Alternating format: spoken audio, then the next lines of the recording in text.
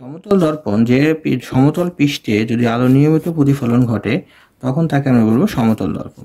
যেমন এটা একটা সমতল পৃষ্ঠ, এই সমতল পৃষ্ঠে যদি আলো নিয়মিত প্রতিফলন ঘটে অর্থাৎ আলোক রশ্মি প্রধান অক্ষের সমান্তরালে আসে এবং প্রতিফলনের পর সেটা যদি সমান্তরালভাবে ফিরে যায় তখন তাকে বলবো আমরা সমতল দর্পণ, অর্থাৎ এই পৃষ্ঠটাকে আমরা তখন বলবো সমতল পৃষ্ঠ।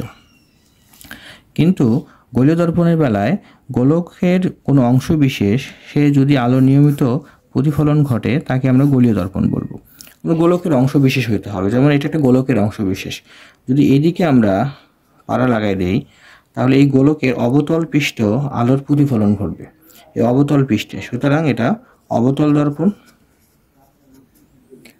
কিন্তু এইখানে যদি আমরা এর ভিতরের দিকে পাড়া লাগাই দিই অর্থাৎ গ্যালভানাইজিং করি অথবা বলি রং করি, তখন এর উত্তল পৃষ্ঠ আলো নিয়মিত প্রতিফলন করবে, এজন্য এর নাম হচ্ছে উত্তল দর্পণ।